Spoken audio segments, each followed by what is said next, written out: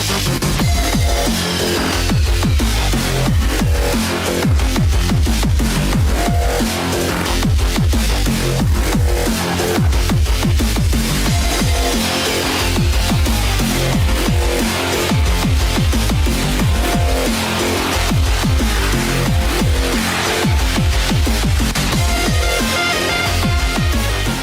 time for Two Guys and a Goalie with Dustin Nielson, Matt Kassian, and the goalie, Joaquin Gage. 12:04 on Edmonton Sports Talk. It is Two Guys and a Goalie. Dustin Nielson, Joaquin Gage, who's busy doing his homework for the EST afternoon show. I'm not. I'm reviewing what I was going to drop right now. We're actually going to give you a full preview of all of Gage's predictions coming up. Ruin everything. How would that go? There he is. There's Cass. What's up, buddy? How you doing, man? I'm good, man. How are you? We're doing all right. We've been having some tune-in and iHeart issues today, and I'm just going to throw this out there. I think it might have been fixed.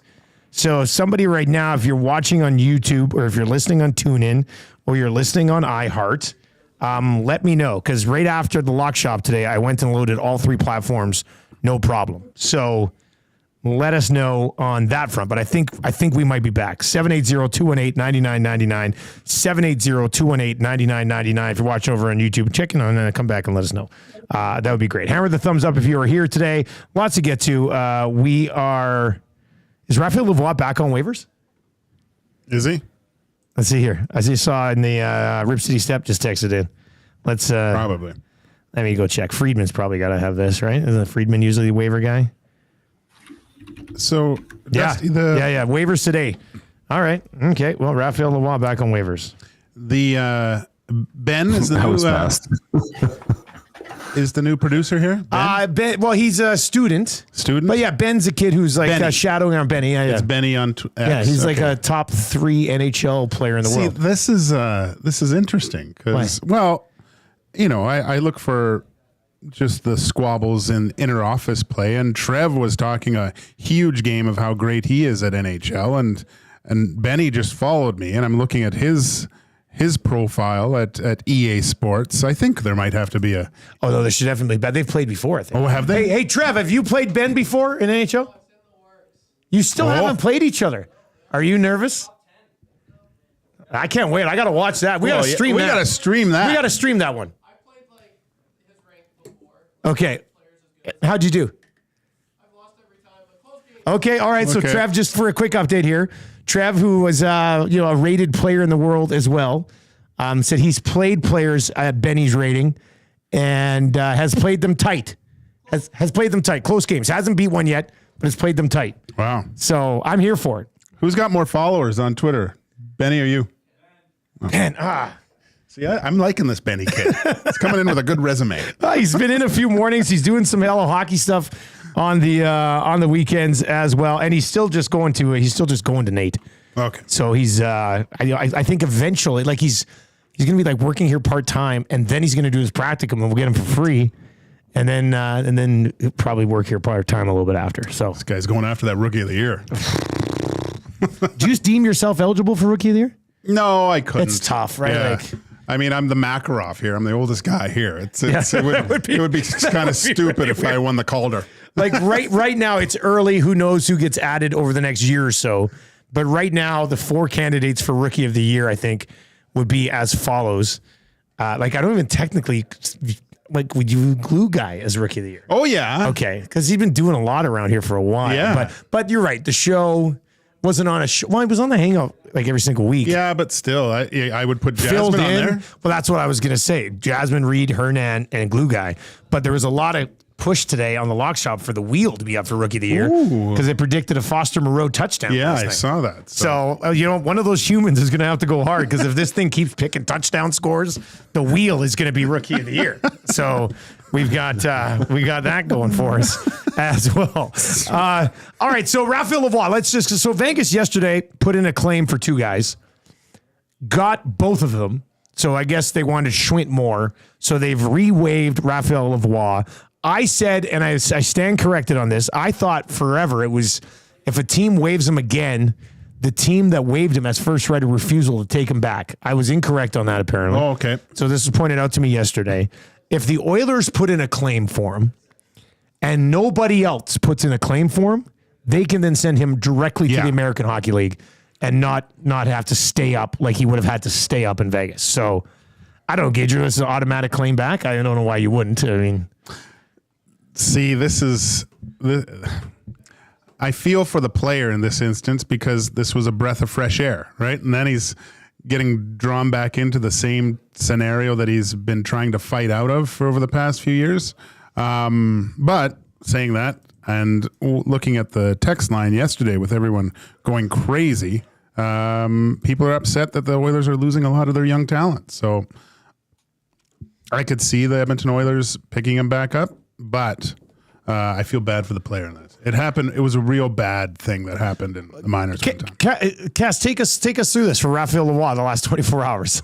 No, it's the chaos. Yeah. Absolute chaos. The emotions. I don't think people realize as a young player trying to make a team, getting put on waivers can be crushing. And then it's because most players clear waivers, especially during a time when teams are generally they're happy with what they have and they're just trying to figure out who they are going to put on waivers and who are they going to expose or not expose. And it's like the waiver day where it's generally easier to slip guys through when on the days when it's like everybody's on waivers and there's like 20 guys on here and teams are just getting rid of someone, so they're way less likely to pick them up. But as a player, it's like you go through the emotional roller coaster of where you're being put on waivers, but you're hoping you get it picked up by another team so that you'll be on an NHL roster in a lot of ways.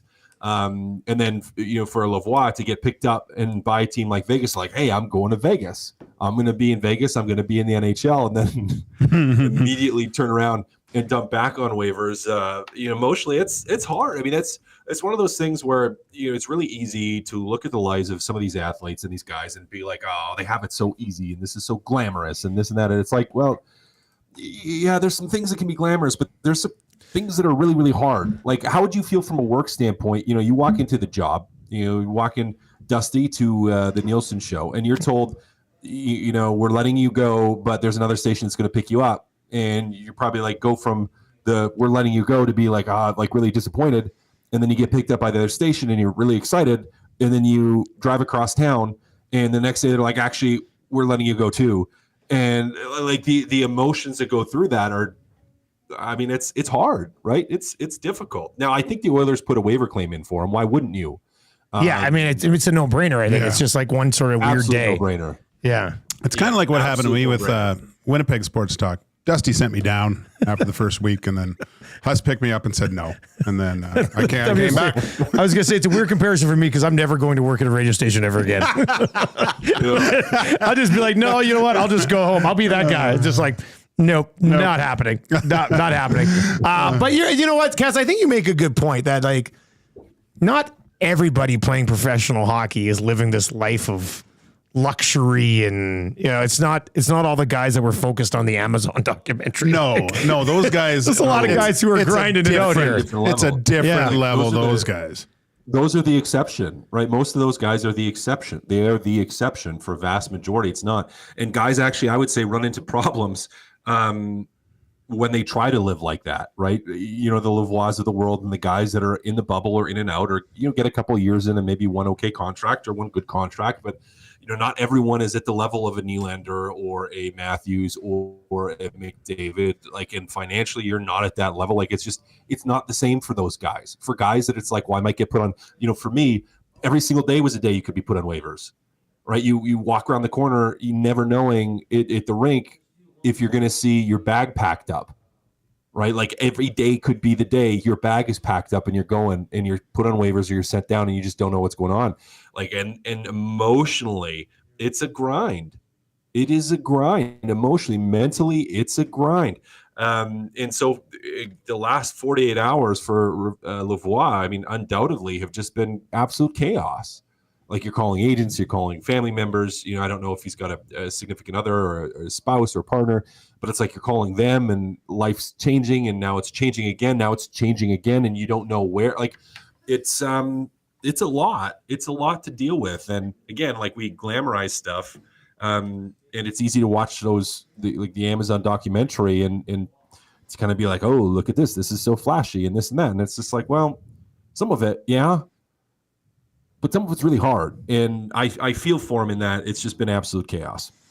Gage, what about you, man? You were up and down and overseas and all around. Yeah, my last year here in Edmonton at my apartment, I never bought groceries because I was like, these could go bad and I could get sent down tomorrow. I mean, I didn't buy groceries for like 4 months when I moved here too, but that's just because I ate out a lot. Yeah. No, it was I mean, going to practice each day, and I mean, we've said it before, Cass. The best feeling is when they say get a place, but then so there's that little bit of exhale, deep breath, and then but then every day you're going, I gotta perform well, and it's like training camp throughout the whole rest of the year. It's just very, very stressful.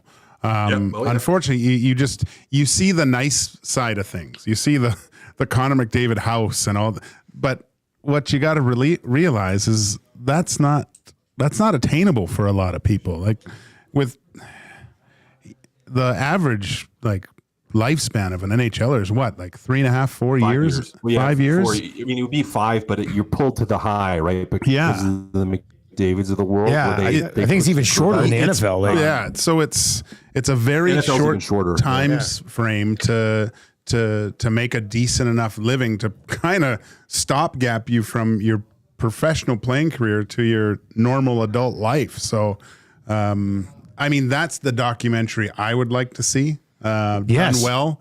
Oh, that would be an eye opener compared to this one. Although I haven't watched any of this one. Well, but looking at your bottom end guys and their lives versus, and understandably and rightfully so, the documentaries, they're looking at the top end guys. And I totally get that. That's what most people want to see, but it is way more interesting, or be more interesting for me and eye-opening, I think, for a lot of people and humanize it for a lot of people to view that. I mean, Gage, it's your note, like with a place, like I lived in a hotel for 8 months one year. Lived in a hotel for 8 months. Like that's a long time. Actually, maybe 7. Did you kind of enjoy it for a little bit? Because I lived in a hotel for 4 months when I moved here, and I loved every minute of it. But nope. 8 months is different. That's a long time. Nope. It was like 6 to 7 because it was the entirety, the whole year, really, the whole year. And no, it gets old real fast because it wasn't like it was a hotel with a lot of room. My wife actually tells a story, and this was the story of our first date because we met on a blind date. And she always points out to people, just like, I can't believe what he was wearing, like in his t-shirt, and it was all wrinkled and this, and just looked like, I'm like, well, at that point, I'd been in a hotel for 2.5, 3 months, and it's like you're having to, you don't have a car, and so to do laundry, it's like you're either paying for laundry service at the hotel, or you're like having to go to someone's house to do laundry, like one of your teammates, or you're going to a laundromat, which, I mean, at the end of the day, you do what you have to do with that, and that's fine. But it's like you're not doing laundry every day here. Like you're living out of a suitcase. So yeah, my t-shirt was a little wrinkled. So, but she gets on me about that. But it's like, no, it's a grind, and that wears on you, not having a lot of space, and trying in that environment, trying to perform at a level, and always having your job in jeopardy. I mean, it is tricky. There's no 2-week notice in the NHL. There's come to think of it, it's a moment. I think that's why Mac T actually told me to get a place, because you brought up the laundry thing. I think I was bringing my laundry to the rink. I was playing there, and I threw it. I threw a bunch of my shirts and underwear in my hockey bag, and so everyone's like these little laundry bags that are. Mine was full. Yep. It was massive. I probably didn't even get your clean. Dress shirts in there. Yeah, I got it. I threw everything in there, and I think they actually said, "Hey, Joaquin's doing his laundry in his laundry bag. Maybe help this guy out and tell him to get a place or whatever." But Gage, how many off seasons did you know where you were going the next year? Oh, a handful. That's it, hey? 3, 4. Okay, when you were on like a 2-year deal, or you had signed a 1-year deal right at the end of the following year, where I signed it early enough. Yeah. But I mean, I would say the last 3 years of my career going to Europe, I didn't know, and here for there was a 4-year span where I just had signed 1-year deals. And so it was just every summer was just, am I going to play again? You know, and I'm trying to motivate yourself to get prepared to do it. And yeah, it sucked, man. When I look back at it, it really. When did the European deals get done? When would you sign those? Because that season starts earlier, right? Yeah, but I signed both of those. I signed them all quite late, always. Maybe I was trying to hold out. Never worked. But you're looking for that Shesterkin money. yeah. Shesterkin wanted more than but it was in rubles, so it was like $80. No, it was the 1 year I signed. Well, Sweden I signed early, and then in Germany I had a 3-year deal, which was kind of nice. A 3-year deal in Germany. Yeah. Wow. I was lighting it up though. All right, let's continue along here. It is Two Guys and a Goalie. We are presented to you by GS Construction. They've been setting the industry standard for 50 years with quality, efficiency, and safety driving their success. GS Construction has a foundation built on teamwork, and now they want you to become a part of the team. Visit www.gsconstruction.ca, click Ready to Work, or visit their page at indeed.ca with the Next Up Person program at GS Construction. It's not just a job, it is a career. Cass, what do you think of Jeff Skinner being Draisaitl's winger through all of training camp? Then yesterday he gets put down on the third line, and then today he's back up on the second line. Message sent? What was going on there?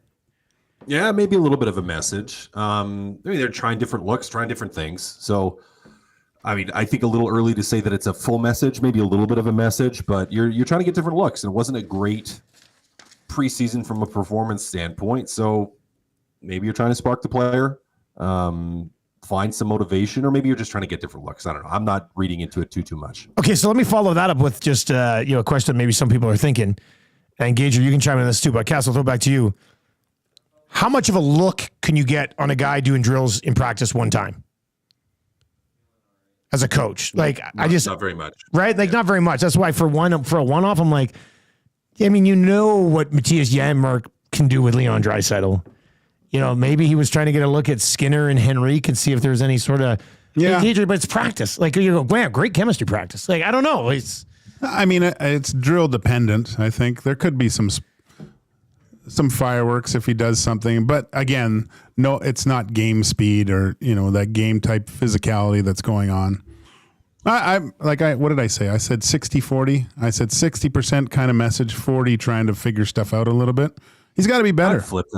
I'd flip that. I think he does have to be better, and there is a message component to it, but you are still just, even if it's for practice, and yes, it's not at game speed, but depending on the drills you're running, just to see what other guys look like together, to see what a line looks like if you're doing a couple game speed drills, or line drills or line rushes or offensive zone work where you could get a little bit of a look at it.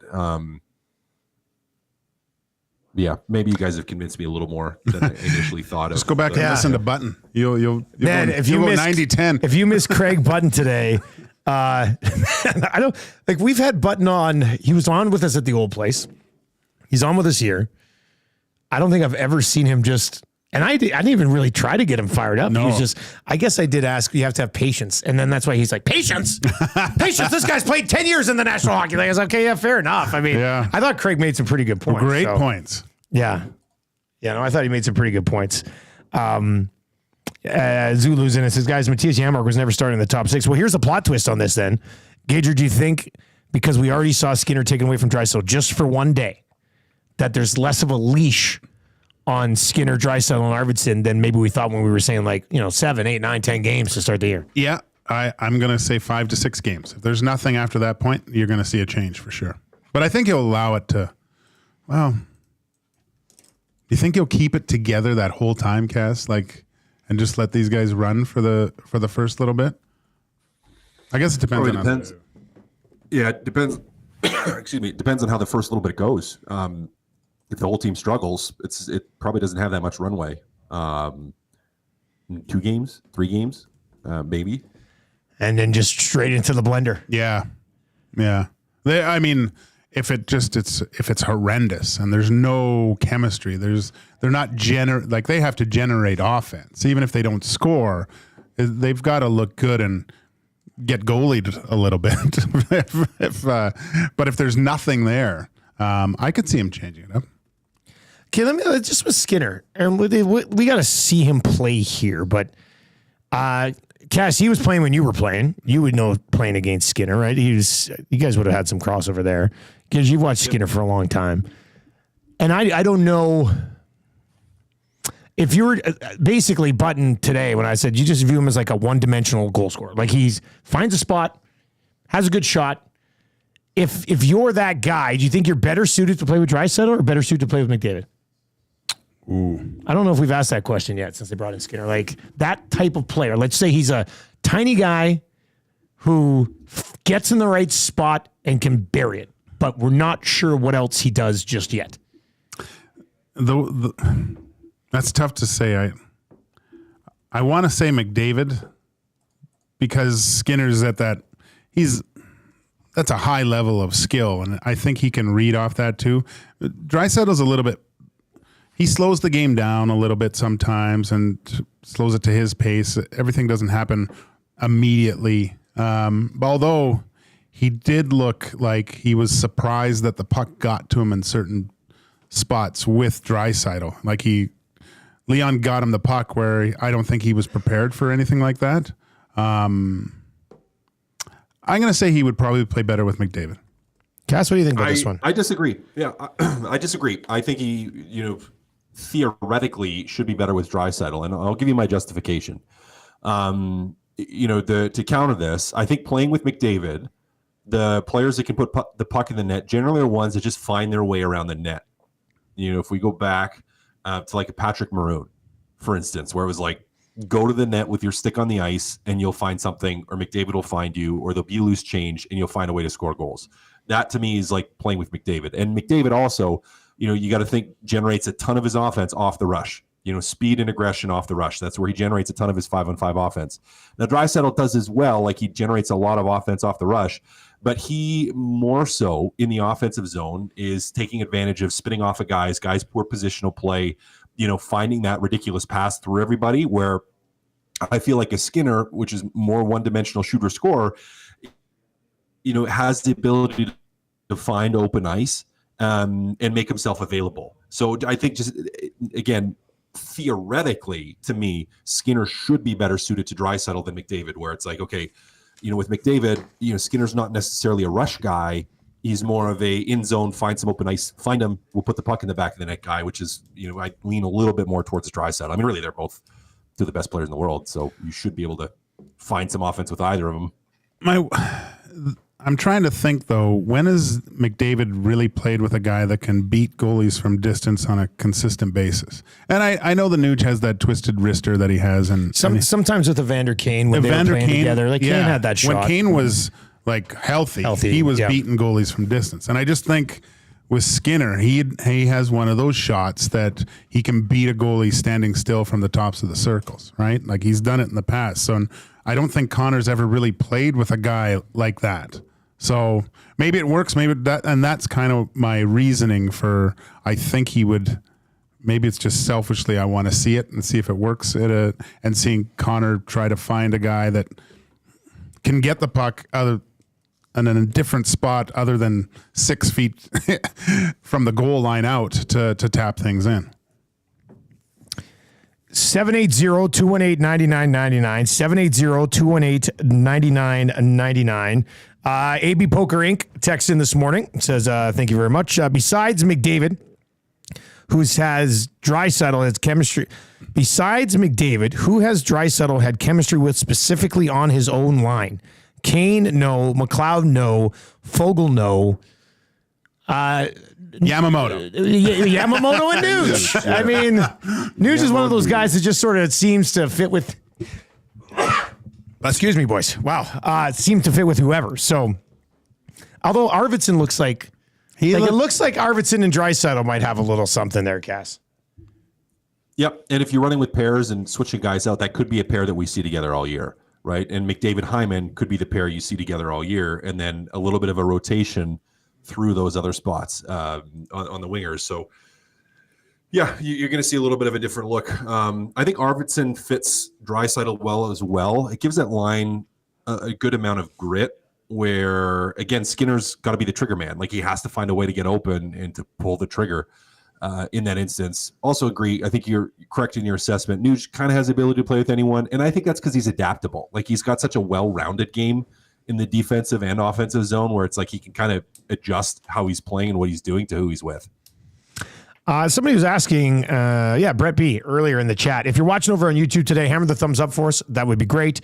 Fire us a text message 780-218-9999 and leave a comment there as well. But let's get to this one from Brett B. Would you say Connor Brown is a much better top 6 option over Janmark if you're shuffling guys?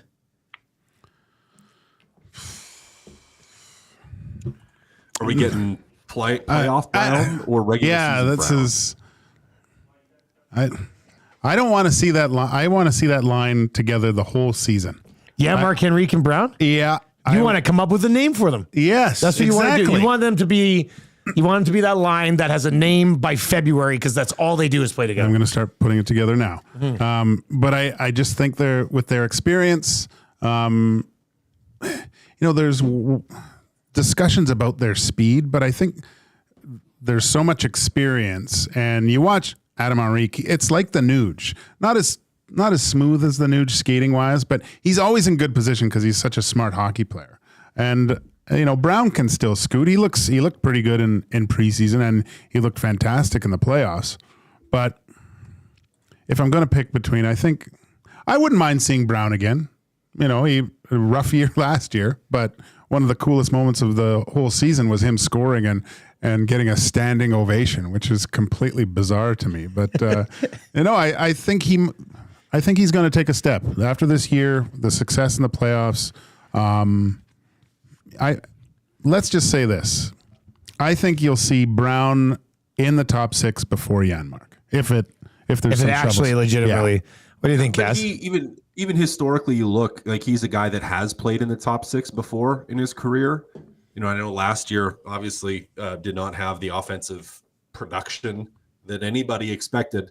So between the two, he probably is slightly more likely if he's playing at the level he is capable of. But I mean, ideally, neither of those guys is in your top 6. Well, if somebody gets hurt, one of them might have to be. Yeah. Like that's kind of where it's at right now. I think both of them could score. Do you think they could score 10 goals each of them this year? I think they could both score 10 goals. Yeah. I don't think that's a big time ask. No. That's all they need. What do you think? 780-218-9999. Let's go here. Who's the biggest challenge in the West from the Edmonton Oilers getting back to the Stanley Cup final? Dallas. Is it unanimous? question. Is it Dallas? Yeah, without question. It's unanimous then, because I also think Dallas. Like Dallas just seems to be doing it right. Like Stankoven's in there now, and Wyatt Johnston was in there last year, and they've got the Maverick Bork kid who was great in the American League last year. He's coming in, and then you've got the wave of Robertson and Rupe Hintz who are guys in their prime, and then you've got the veteran guys who are still kicking around there as well. Okay. Let's say this then: which team in the West is the biggest threat to Dallas or Edmonton? If we're all consensus Edmonton, are we consensus Edmonton, Dallas? Like, are those the two best teams in the conference?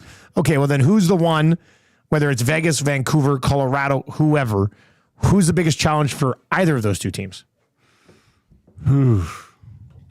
Just on recency bias, and seeing them, I think it might be Vancouver. Really? Look at their lineup, man. They've got everything. And I know a lot hinges on the goaltending, but if that's the one that really pushes them over the edge, if Demko figures out this knee issue, I mean, their back end is strong. They've got two really good, solid first lines. Their third line's good. Joshua comes they're a good team, really good team. I'm torn here, guys. I'm torn. I don't think it's Vancouver. That's not what is tearing me. I would say to me, it's between, and I can't decide who. I think I may lean away. I'll go that. So just so I'm not a fence sitter, but it's between Nashville and Colorado. Yeah, because Roman Yossi, you can just say it.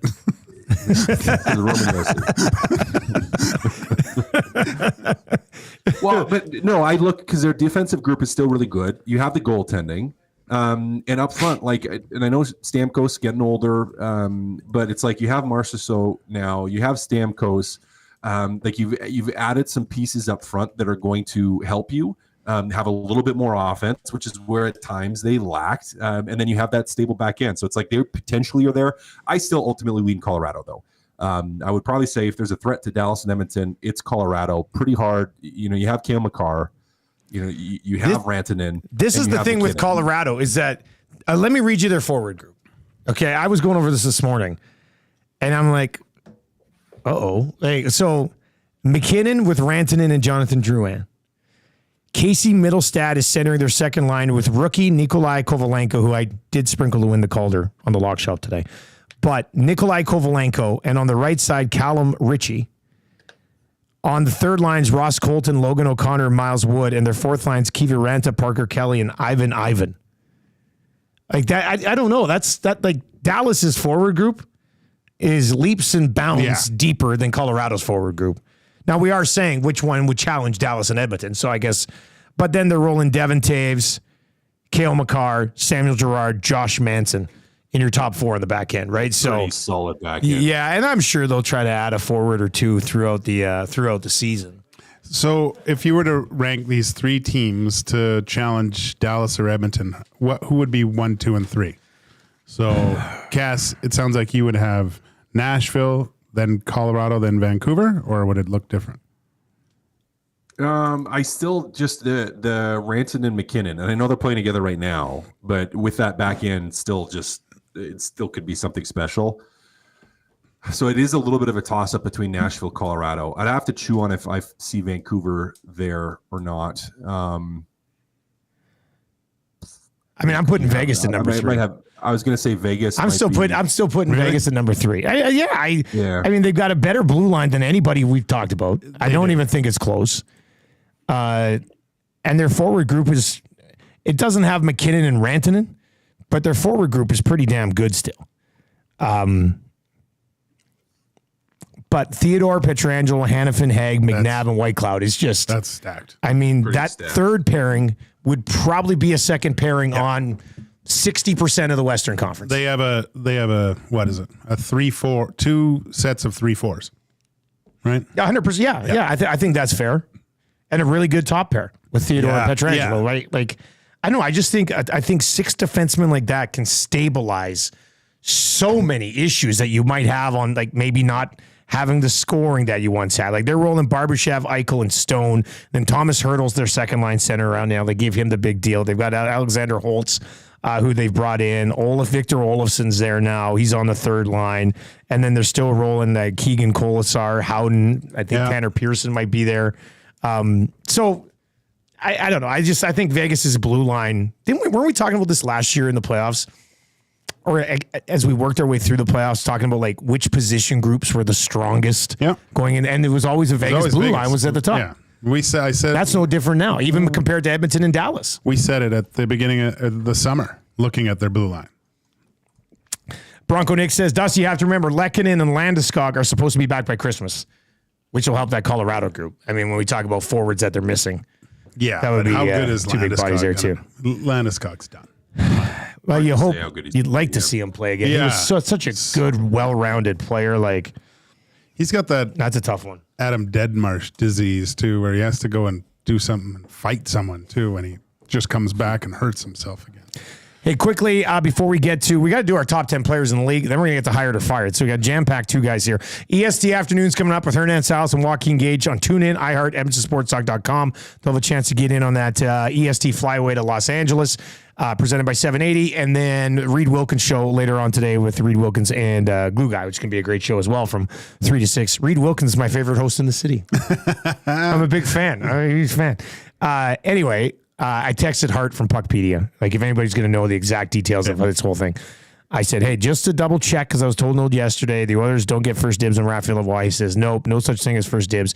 But if they're the only team to put in a claim, they can send him down. So even if another team puts in a claim and they don't get him because the Oilers had, we're ahead of them in the last year's regular season standings, he would need waivers again. So if somebody was to put in a claim behind the Oilers, I think he'd have to stay up with the team. If nobody behind them claims, then he can go down free, right, Cass? That's what we're looking at. You get like the 28 days or 29 days. Yeah. It might be even. I can't remember how many days it is. I think it's 28, or a certain number of games before 10 games. I think it is. That's like 28 days or 10 games before they could send him down again. If another team puts in the claim. Now, what I see though from that, if we look at where Vegas finished in the standings last year, is no one put a claim in ahead of Vegas. So the likelihood of a team putting in a claim ahead of Edmonton, I would say, is fairly low. And who knows if a team behind Vegas put a claim in? We don't know. All right, let's get into our top 10 players in the National Hockey League. Heading into this season, we've gone all the way through from 30 to 11. 30 was Connor Hellebuck. 29 was Jack Eichel. Number 28 was Roman Josi. Number 27 was Marner. Number 26 was Hyman. Number 25 was Bouchard. Number 24 was Fox. Number 23 was Heiskanen. Number 22 was Elias Pettersson. Number 21 was William Nylander. Number 20 was Kaprizov. Number 19 was Hedman. Brady Tkachuk was 18. Shesterkin was 17. Braden Point was 16. Jack Hughes was 15. Sidney Crosby was 14. JT Miller was 13. Barkov was 12. And Artemi Panarin was 11. Here are your top 10 players in the National Hockey League. This is featuring 2 defensemen and 8 forwards. Number 10 on the list, just featured in the Amazon series, Matthew Tkachuk. He has delivered a Stanley Cup championship to the Florida Panthers. He's 2 spots higher than his running mate, Alexander Barkov. But I think, have we seen peak Matthew Tkachuk now? Or is there even, I don't know how he gets much better than he is right now. Not that a lot of these other guys will either, but I'm wondering, is there still a little bit? I don't think so. He's that good. He's really good. And I thought before the injury in 2 years ago in the playoffs, he was the best player in the playoffs that season, right? He was Conn Smythe worthy if the Panthers go on and win that thing and he doesn't get injured. He's a proven playoff performer, and he's a 100-point guy, which it's ridiculous how good he is. I thought that him going there, he was going to really benefit by playing with Barkov, and they have a complete symbiotic relationship on the ice. They've managed to make themselves better by playing with one another. They are one of the best duos, if not the best duo in the whole entire National Hockey League. He's also really unique in that, kind of like JT Miller in that, and I know the turtle comments and this and that, and it drives people nuts, but you would absolutely love him if he was on your team. If he was in Edmonton Oilers, people would, rightfully so, be just enthralled with him as a player on their team. But he just does it different. I think if we look at this list, the only other forward that does it that way is JT Miller. That can play that physical, edgy style game, kind of that power forward game where, now again, it's not like he's out there fighting everyone. He's not running everyone over, but drives you absolutely nuts, plays the rat game, and does it extremely well. So he absolutely deserves to be high. Now, have we seen the peak? We may be seeing peak peak Tkachuk right now for Matthew Tkachuk. Deserves to be up there. All right, number 10 on the list, Matthew Tkachuk. Number 9 on the list, first of 3 members of the Colorado Avalanche on this list. Mikko Rantanen comes in at number 9 on the list. I mean, Finnish bias, but I love this guy. I mean, I think he just sort of, with Makar and McKinnon there, he just flies under the radar as an absolute superstar. I love him. Well, it goes to show what a great player he is. When Makar and McKinnon were out, he carried that team. He's an absolute beast. Sledgehammer shot, so talented, skilled, plays a heavy game, was one of the main reasons for their playoff success last year. Yeah, I mean, it's almost too high for him when you really think too low. Too low, yeah. Well, any thoughts on Rantanen? No. He's amazing. Yeah. Well, yeah. He just is. Like, It's talk about a perfect winger for. I mean, he plays with McKinnon, and McKinnon's a speeding bullet. Just imagine him with McDavid. It would just be a different, perfect compliment. Yeah, Right? Like, yeah. Okay, second defenseman on the list, Quinn Hughes comes in at number 8. Almost had enough cumulative points to hop up a couple of spots, but Quinn Hughes comes in at number 8. I mean, Cass, is he what drives everything with the Vancouver Canucks? I don't want to take anything away from JT Miller and Pettersson, but Hughes seems like when he's on, they're really, really good. When he's on, they're really, really good. And I think, the way you get to Quinn Hughes is by physicality. If you can, in the playoffs anyways, over the course of a series, just bang him up, just finish checks and make it difficult for him. That's how you slow him down. And I think we saw that last year in the playoffs where there's some wear and tear on Quinn Hughes, but what an unbelievable player. And he absolutely is the cornerstone of that Vancouver team. Now, again, I disagree with Gage on where Vancouver fits into the whole picture this year as being a threat. But if they are, and if they, challenge Dallas or Edmonton or Vegas or those teams, it is all because of Quinn Hughes. Yeah. Awesome. Generating offense from the back end makes it difficult. He's great. But like Cass said, that just on the defensive side, he's perfect. Where he's ranked, I think is perfect. He's so smart on the defensive side. Shot. Unreal. All right, here's the next two guys. They're separated by 1 point when it was all said and done. So let's group them together. Number 6 on our list is Austin Matthews. Number 7 on the list is David Pastrnak. Who would you rather? You're starting a team right now. Pastrnak or Matthews? Pastrnak. I would lean Matthews because I'm a huge Toronto fan. I mean, you're not going wrong with either of them. Right, you're not going wrong with either of them. I just think the pure goal scoring potential of Austin Matthews is fantastic. With that being said, you have the playoff performance of a Pastrnak where he's shown he can get it done in the playoffs too. Right. They're both unbelievable. Both absolutely unbelievable. They are. The only reason I give it to Pastrnak again is what I've seen, what he's able to do in big moments. He's a big time player. Yeah, no, that's true. I mean, that's fair. When you're putting this list together, I think that should be a deciding factor. It's Matthews on our votes who finished 1 point ahead of Pastrnak. Number 5 on our top 30 players heading into the season, Nikita Kucherov. I don't know what you're supposed to say about this guy. Like he puts up he puts up monster seasons. He wins Stanley Cups. He should probably even be higher. We know the 4 guys who are ahead of him on this list, and he does it without being McKinnon, McDavid, or Makar fast either. Like that might be what's most impressive. I'm not saying he's slow. No. But he kind of controls the game at his own pace. Smart. Right? Yeah. Insanely smart. Right. He's slippery, but he's insanely smart. Yeah. It'd be awesome if you could actually put these guys into like a booth and hook stuff up to their head and actually measure their hockey IQ somewhere where he would be. It's crazy. And I love the fact that he goes to the All-Star game and just completely sucks. He couldn't make a pass in the All-Star game, but he finishes with 100 assists in the regular season. Yeah, I'm pretty sure he didn't want to be at the All-Star game. Hilarious. All right, and then here's the top 4. We know who the top 4 are going to be. This is the order that our 3 ranking systems have them coming out in. Number 1 in the National Hockey League, Connor McDavid. Number 2 in the National Hockey League, Nathan McKinnon. Number 3 in the National Hockey League, Cale Makar. And number 4 in the NHL heading into the season, Leon Draisaitl. I don't really know how much you can really bicker about this list. I mean, maybe Makar. Makar's 2. You got Makar ahead of McKinnon. Did you have you might have one of us? I did. Okay, yeah, because Cass and I both had McKinnon at 2. You had Makar at 2, McKinnon at 3. I had Draisaitl at 3, Makar at 4. It was really they're separated by 5 total points. So you would have had Makar ahead of it. So you're starting a franchise today. I mean, what a luxury these guys have. You're starting a franchise today. You're taking Makar over McKinnon? Yeah. I'm taking Makar over McDavid. Really? I'm taking Makar. No, I'm not taking. No, I couldn't do Makar over. I can be convinced Makar over McKinnon though.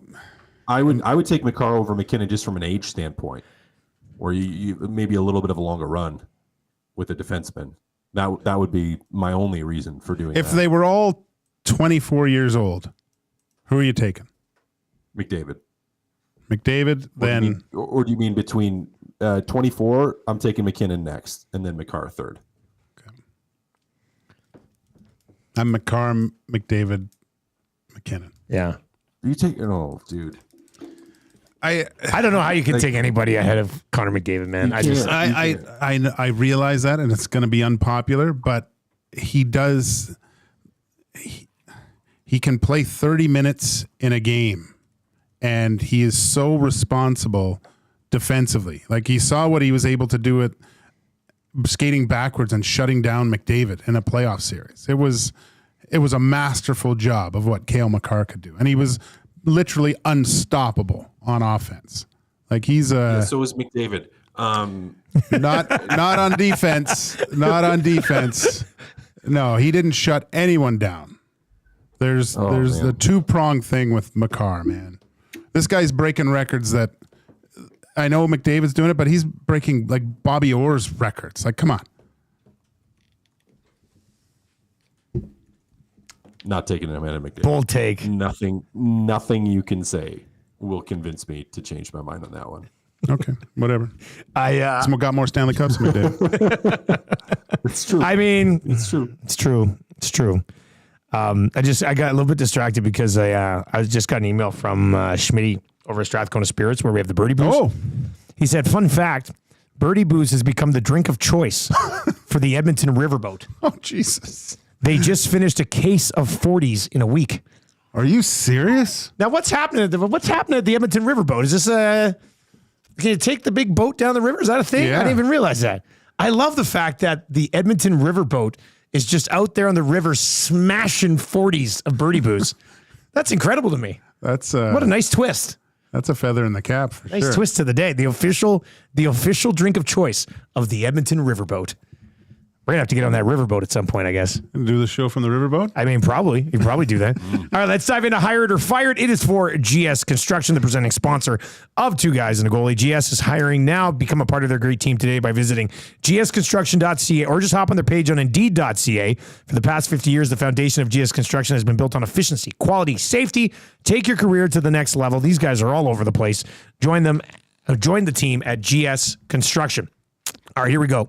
Question number one. This one is a pretty hot take by me as far as questions go. I think I know where you go, but Connor Brown scores more goals than Jeff Skinner this year. Hire it or fire it. Fire it. Fire. Okay. You never know. I thought maybe one of you guys would get crazy today. Not that If crazy. he struggles, then Connor Brown does get tossed I up in already the top picked six. McCarr. That's as crazy as I'm going to go today. Yeah, okay. I was going to be like, That's true. we already had a full slate. Cash, you got to stick around on EST Afternoons today and watch or listen to the show because Hernan has set Gager up to do like, what are you guys doing? Predictions for like every single thing? Yeah, 800 predictions for the season. Prediction show coming up today on EST Afternoons.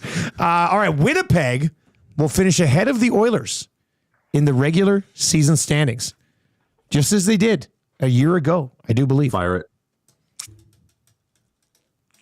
I'm going to fire it too. That division's no.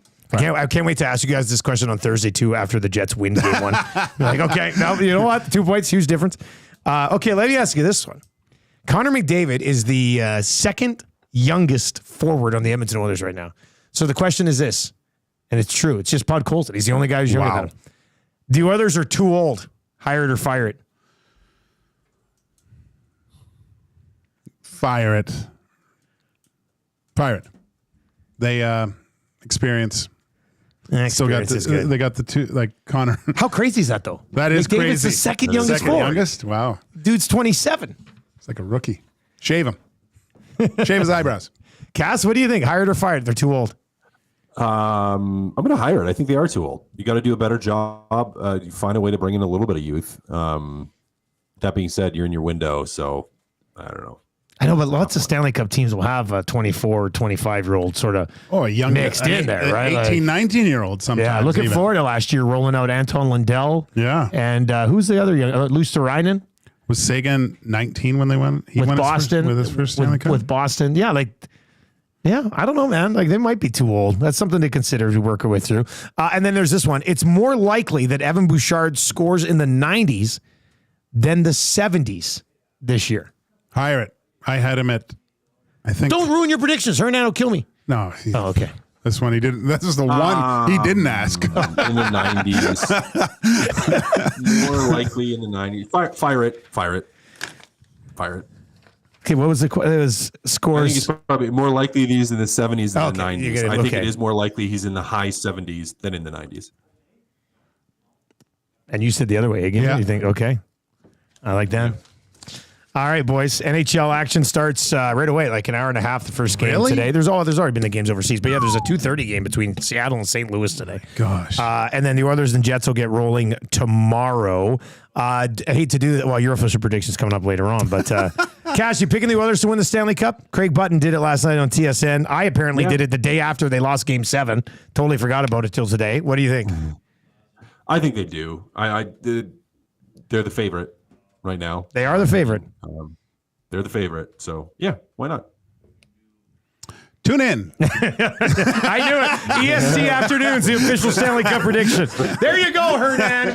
We didn't ruin his cup prediction. We'll save that for EST Afternoon. Six-pack says, guys, I just started listening. May have missed a conversation. Vegas just waived Lavoie. Yeah, they did at the beginning of the show. Oilers can claim him. If nobody else claims him, they can send him right down. If somebody else puts in a claim on him, they would have to keep him up with the big club. So, yeah, we'll see. We'll see. It's going to be an interesting day tomorrow. Game day and a possible waiver claim. My gosh. Who knows what happens? Sleep at night, Hernan. Now, here's the problem, though.